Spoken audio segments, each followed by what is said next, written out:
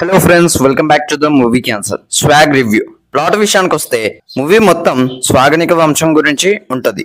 ఆ వంశం యొక్క ఆస్తులు, ఆఖరి వారసుడు ఎవరు, ఆ ఆస్తి ఆ వ్యక్తికి చెందుతుందా లేదా అనేది స్టోరీ.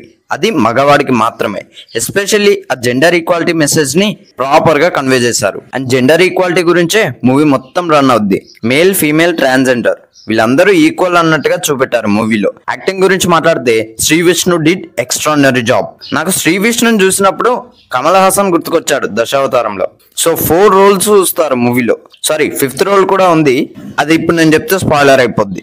రీతు వర్మ అండ్ దాక్ష నగర్కర్, మీరా జాస్మిన్, గోపరాజు రామన్న, సో వీళ్ళందరికీ డ్యూయల్ రోల్ ఉంది. ఆ రోల్స్ లో వీళ్ళు జీవించారు. అండ్ కామెడీ విషయానికి వస్తే సునీల్, పృథ్వీరాజ్, కిరీటి దామరాజు, రవిబాబు వీళ్ళందరూ చాలా బాగా నవ్విస్తారు.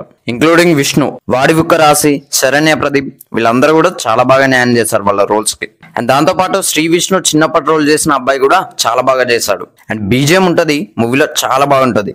ముఖ్యంగా ఆ ఇంటర్వెల్ బ్లాక్ పడ్డప్పుడు. ఆల్సో ఎమోషన్ బీజిఎం చాలా బాగుంటది. కొన్ని స్పూఫ్ రిఫరెన్సెస్ కూడా వాడారు, అవి చాలా బాగా చేశారు. ఎమోషన్ ని ప్రాపర్ గా కన్వే చేశారు. Definitely you will feel the emotion. ఆ వల్ల నుంచి మీరు బయటకు రారు. ఓవరాల్ గా డ్రామాని చాలా బాగా ఎస్టాబ్లిష్ చేశారని నాకు అనిపించింది. సో ఇది ఓవరాల్ గా స్వాగ్ రివ్యూ. అయితే నేను ఈ మూవీకి ఇచ్చే రేటింగ్ 5కు 4. సో ఇది ఫ్రెండ్స్ ఓవరాల్ గా వీడియో అయితే. వీడియో నచ్చితే లైక్ చేయండి, షేర్ చేయండి, కామెంట్ చేయండి, ఛానల్ సబ్స్క్రైబ్ చేసుకోండి. Thanks for watching. By by.